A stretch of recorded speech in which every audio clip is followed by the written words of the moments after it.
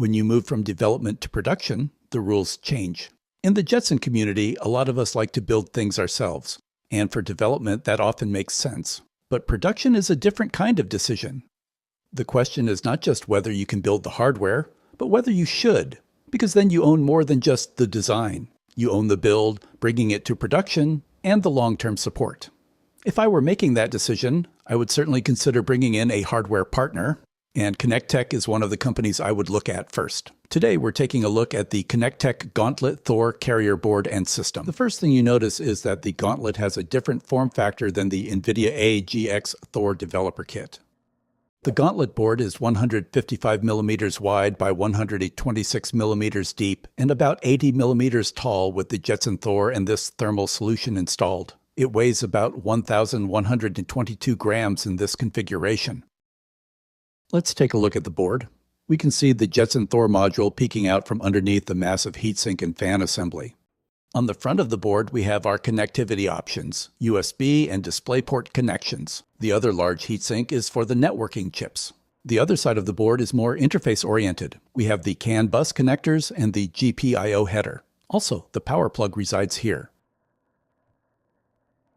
Zooming in, we can see the pair of 10 gigabit per second RJ45 Cat6A ports. Both of these go through AQR113PHYs. Notice that this is different than the Thor developer kit, which uses QSFP28 connectivity. This solution does not have the same ultimate speed, but matches real-world scenarios out of the box. Next, we have two 1 gigabit per second RJ45 Cat5 connectors. Then we have the first of two USB 3.2 ports. This is a dual-role data port, which allows the port to work both in host mode and device mode. In device mode, the Jetson Thor acts like a peripheral when connected to another computer. This is critical for tasks like flashing the module from a host PC. The port delivers a good amount of power, 3 amps at 5 volts. Note that you cannot drive a display or use it as an alternative power delivery port. The other USB port has much the same specifications, with the exception that it is only a downward-facing host port. And finally, we have a full-size display port for video output. Let's go over to the opposite side. Starting from the left, we have the power connector. The Gauntlet accepts between 36 and 60 volts, with 48 volts, 360 watts recommended. It's a big boy. While we're talking about power, here's the power budget using a Jetson Thor T5000 module. Note that you can use 8 GMS-L cameras and power them through the board with a budget of 40 watts. Add all that up, it's 238 watts. Figure in the occasional instantaneous power draw, so you'd expect the power supply to be 48 volts, 360 watts. The Gauntlet comes with the properly sized power supply. Notice that the power connector is an industrial locking type.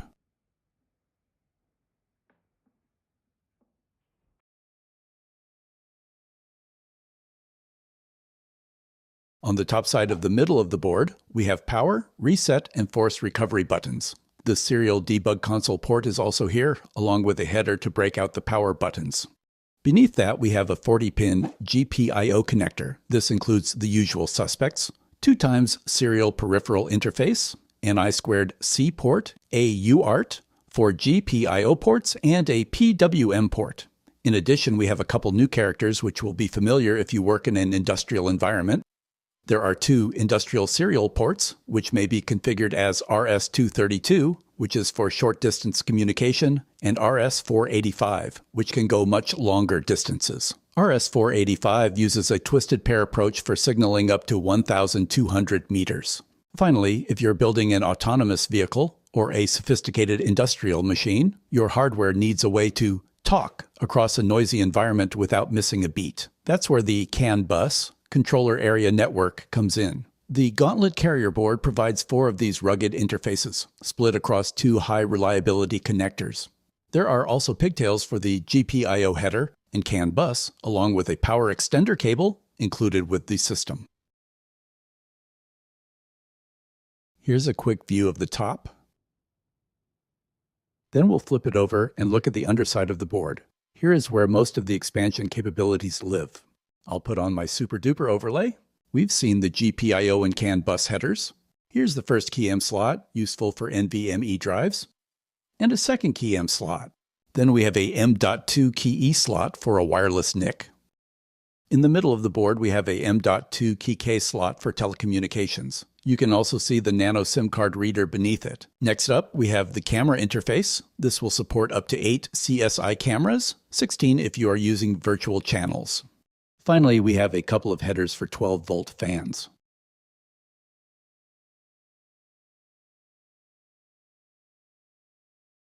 There are also 3D design files available, which makes it easy to integrate the Gauntlet into your design. The files are available in both IGES and step file formats. In the step file format, you can see all of the subassemblies.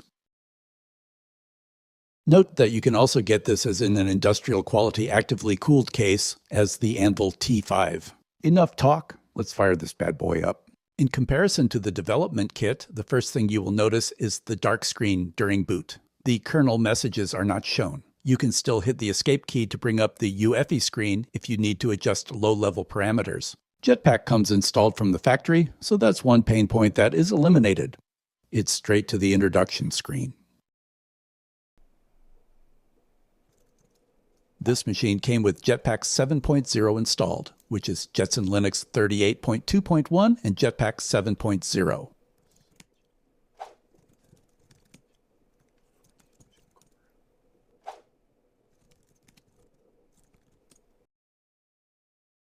For our demo today, let's run the Nemotron LLM through a chat interface. First, we'll install Chromium. For our demo application, we'll take a look at NVIDIA's Nemotron 3 model. Specifically, we'll run Nemotron 3 Nano, which is a mixture of experts' 30 billion parameter model. I'm curious to see how it runs with NVFP4 precision. To do that, we'll need to install Docker. We'll use vLLM to serve the Nemotron model through a Docker container. Then we'll spin up another Docker container to run OpenWebUI to provide a chat interface. This process takes around 15 minutes, depending on your download speeds. The NVIDIA documentation to install Docker is straightforward. First, we need to install NVIDIA container and curl.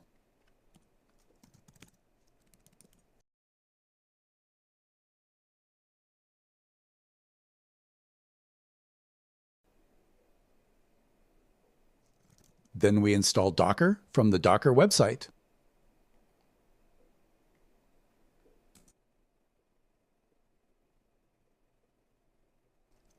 We restart the Docker service to make sure everything takes effect. To make sure that our containers can find the specific Jetson libraries, we modify the Docker daemon. Let's look at the file to make sure the changes took. That looks good. And finally, we add ourselves to the Docker group so we don't have to use sudo every time we use it.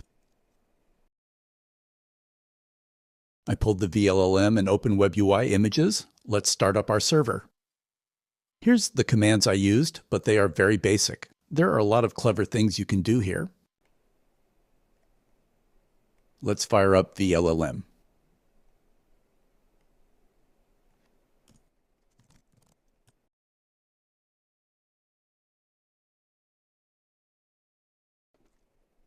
And then the web server for the chat interface. Almost there. Let's fire up the web browser.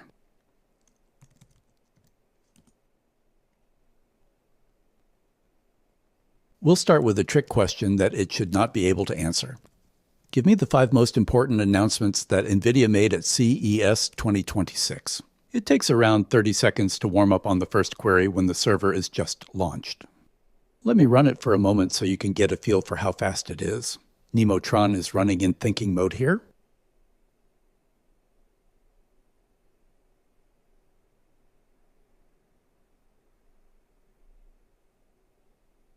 Let's speed it up to finish the response.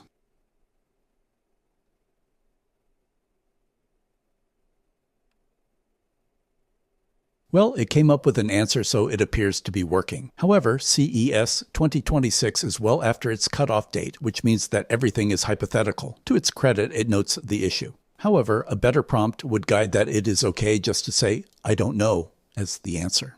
Consequently, you can now understand why agents have become such a big topic recently. You can quite easily imagine how the infrastructure around the LLM might make a web search for a particular query and feed it to the LLM to help answer questions. It's these components that are now being built into all the serious players that make AI feel much more alive than it did even several months ago.